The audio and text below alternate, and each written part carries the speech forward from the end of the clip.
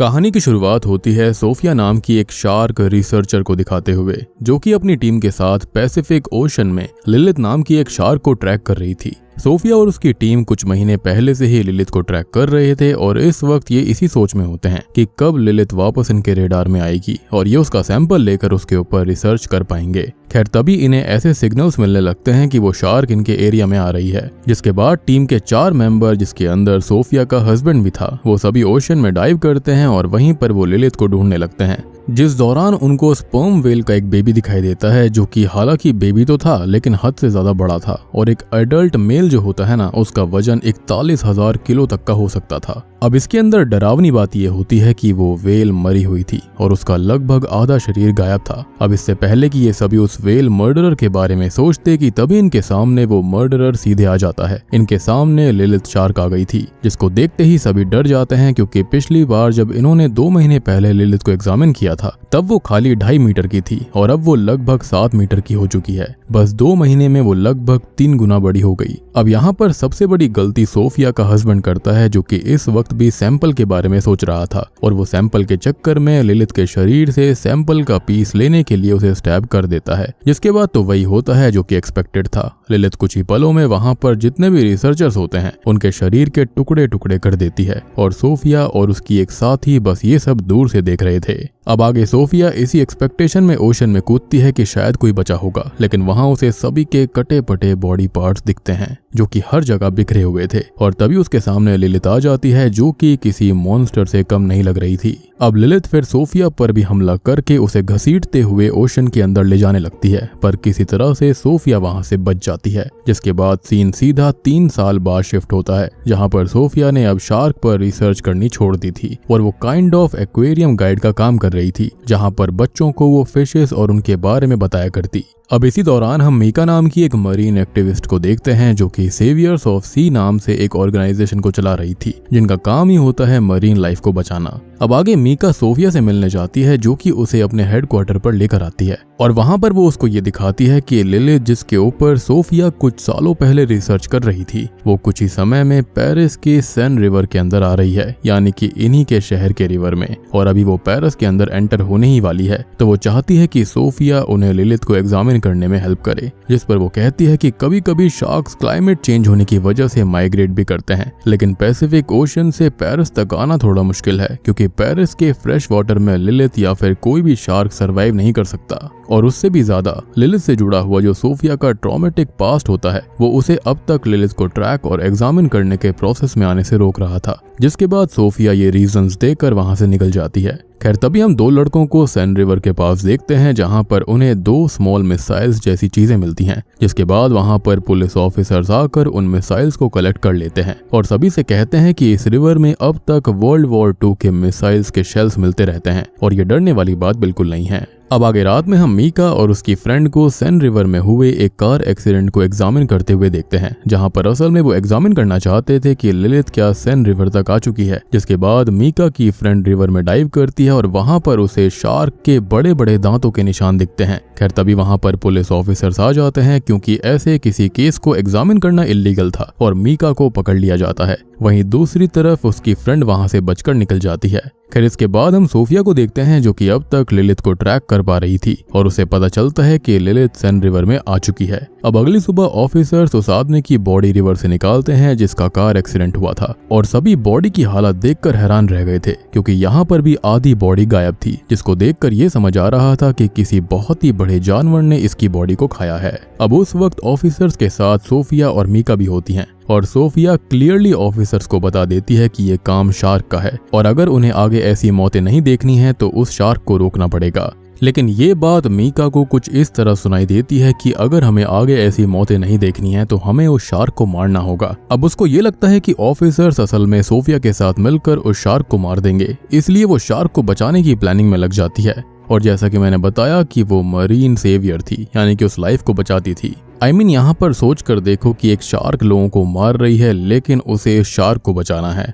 और मुझे लगता है कि इसकी मौत तो सबसे पहले होनी चाहिए। खैर अब उसी रात ऑफिसर एडियल अपनी टीम के साथ सोफिया को लेकर सेन रिवर में आता है, जहां पर वो डाइव करके लिलिथ शार्क को पकड़ने के बारे में सोच रहे थे, जिसमें सोफिया उन्हें लिलिथ को ट्रैक करने में हेल्प करती है। अब सब कुछ सही चल रहा होता है और सभी लिलिथ को देखने ही वाले थे कि तभी मीका अपनी फ्रेंड की हेल्प से सोफिया के ट्रैकर के सिग्नल को जैम कर देती है, जिससे कि वो लिलिथ को ट्रैक नहीं कर पाते। और इससे होता यह है कि डाइव किए हुए ऑफिसर्स की जान पर बहुत बड़ा खतरा आ गया था। हालांकि लिलिथ का उस रात पेट भरा होता है और वो दूसरे रूट से चली जाती है, जिससे कि डाइव किए हुए ऑफिसर्स बच जाते हैं। अब ये काफी सीरियस कंडीशन थी जहां पर पेरिस के नीचे एक मॉन्स्टर शार्क घूम रही थी, इसलिए ऑफिसर्स ये बात मेयर के पास लेकर जाते हैं, जहां पर मेयर उनको कहती है कि किसी भी तरह उस शार्क को रोकना पड़ेगा, क्योंकि जल्दी ही सेन रिवर में एक स्विमिंग इवेंट होने वाला है और वो किसी भी तरह उस इवेंट को कैंसिल करना अफोर्ड नहीं कर सकती। अब इसके बाद ऑफिसर्स लिलिथ को रोकने के बारे में सोचने लगते हैं और उसी दौरान मीका को दिखाया जाता है, जो कि एक वीडियो बनाकर उसे सीक्रेटली काफी सारे मरीन एक्टिविस्ट में फैला देती है, जिसमें वो लिलिथ शार्क के बारे में बताते हुए कहती है कि गवर्नमेंट ऐसी शार्क्स को मारना चाहती है और हमें इसके खिलाफ आगे आना पड़ेगा और हमें इनकी जान बचानी होगी, चाहे ये शार्क्स हम लोगों को क्यों ना खा जाएं। और इसलिए वो कहती है कि आज रात हमें पेरिस के कैटाकॉम्स के अंदर आना पड़ेगा। अब ये कैटाकॉम क्या है इसके बारे में मैं आपको जल्दी बताऊंगा। अब मीका का ये प्लान पूरा सक्सेसफुल हो जाता है, लेकिन उससे पहले ही उसकी फ्रेंड पुलिस ऑफिसर्स के पास चली जाती है और उन्हें इस सीक्रेट प्लान के बारे में बता देती है, जहां पर उनको पता चलता है कि शार्क इस वक्त पेरिस कैटाकॉम के अंदर ही है। पेरिस का कैटाकॉम पेरिस के अंदर फैला हुआ अंडरग्राउंड टनल है, जो कि तब बनाया गया था जब पेरिस सिटी बन रही थी और ये पूरे पेरिस में फैला हुआ था।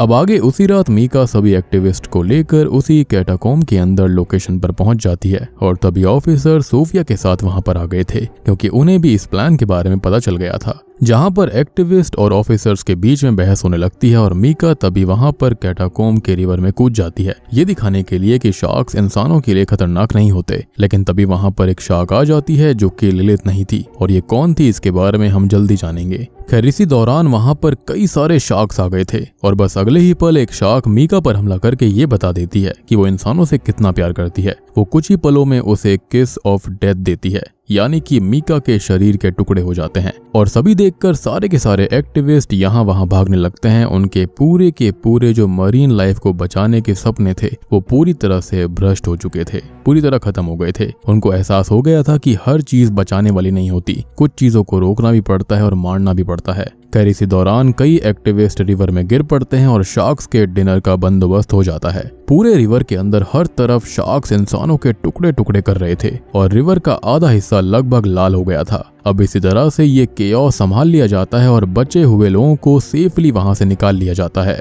जिस दौरान एक शार्क को भी मार दिया गया था, जिसको आगे सोफिया एग्जामिन करती है। उस शार्क को एग्जामिन करने से सोफिया को पता चलता है कि ये शार्क एक फीमेल है जो कि लगभग 2 महीने की है और ये प्रेग्नेंट भी है और इसके पेट में ढेरों बेबी शार्क्स हैं, जो कि ये बताता है कि ये शार्क असल में पैथोजेनेसिस प्रोसेस के जरिए बच्चे पैदा कर रही है, जिसके अंदर मेल शार्क की जरूरत नहीं पड़ती और फीमेल शार्क खुद के अंदर ही बेबी शार्क्स को रिप्रोड्यूस कर सकती है, वो भी बहुत ही छोटी उम्र में, जो कि बहुत ही ज्यादा डरावनी बात है, क्योंकि इससे इनकी पॉपुलेशन कुछ ही समय में बहुत ही ज्यादा बढ़ सकती है। वहाँ उसको ये भी पता चलता है कि ये शार्क लिलिथ की ही बेटी है और इन शार्क्स के अंदर ऐसी एबिलिटी आ चुकी है कि ये फ्रेश वाटर के अंदर भी सर्वाइव कर सकते हैं। ये एबिलिटी इन्हें अपनी माँ लिलिथ से ही मिली है, जिसने क्लाइमेट के टफ कंडीशंस को झेलते हुए फ्रेश वाटर में रहना सीख लिया। अब इनको ये भी पता चल जाता है कि ये शार्क्स हजारों की संख्या में हो सकते हैं और ये सभी कैटाकॉम्स के अंदर रह रहे हैं, इसलिए ये कैटाकॉम के अंदर ब्लास्ट करने का फैसला करते हैं, जिससे कि सभी शार्क्स वहां पर मारे जाएं। अब अगले दिन सेन रिवर में स्विमिंग इवेंट होता है, जिसके अंदर एक साथ ढेरों लोग रिवर के अंदर स्विम करेंगे।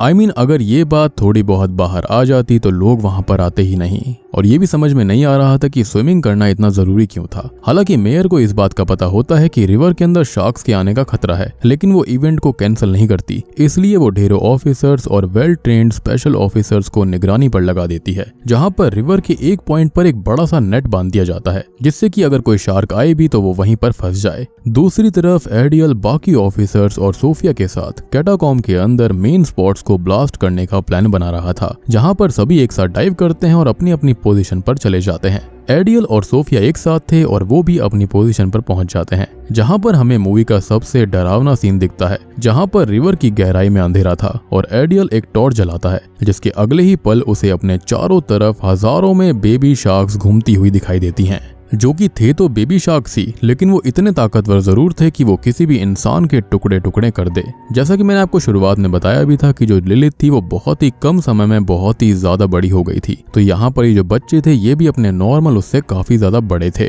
खैर अब सभी बॉम्ब्स को अपनी अपनी पोजीशन पर लगा दिया जाता है और इससे पहले कि बॉम्ब ब्लास्ट होता है एरियल पर एक शार्क का हमला होता है। हालांकि एरियल किसी तरह बॉम्ब ब्लास्ट कर देता है जिससे कि एरियल भी इंजर्ड हो गया था, जिसके बाद उसे ऊपर खींच लिया जाता है और जब सोफिया वापस नीचे जाकर देखती है तो उसके सामने से लिलिथ गुजरती है, जो कि श्योरली अपने बच्चों की मौत से बहुत ही ज्यादा गुस्सा थी। अब लिलिथ सोफिया को तो नहीं देख पाती, लेकिन वो सीधे सेन रिवर के नेट को तोड़ते हुए उस जगह पर आ जाती है जहां पर रेस शुरू हो चुकी थी और सभी लोग अब रिवर के अंदर स्विम कर रहे थे। अब अगले ही पल होता यह है कि लिलिथ एक झटके में एक आदमी के 2 टुकड़े कर देती है और हर तरफ तबाही मच जाती है। तभी वहां पर ढेरों शार्क्स आ जाते हैं जो कि ऑब्वियसली लिलिथ के कहने पर आए थे, जो कि प्रोबेबली कैटाकॉम्ब से बाहर कहीं और रह रहे थे और इसलिए वो बॉम्ब से मरे ही नहीं और उनकी संख्या बहुत ही ज्यादा थी। वो सभी शार्क्स मिलकर अब रिवर के पानी को खून से लाल कर देते हैं और सभी के बॉडी पार्ट्स रिवर में तैरते हुए दिखते हैं। तभी वहां पर एक और बड़ी मिस्टेक होती है कि स्पेशल ऑफिसर शार्क को स्नाइपर से शूट करते हैं, जिसके अंदर कुछ गोलियां सीधे जाकर मिसाइल्स पर लग जाती हैं, जो कि वर्ल्ड वॉर 2 के समय से वहां पर थे, जो कि अभी भी सेन रिवर के अंदर ढेरों की संख्या में मौजूद थी।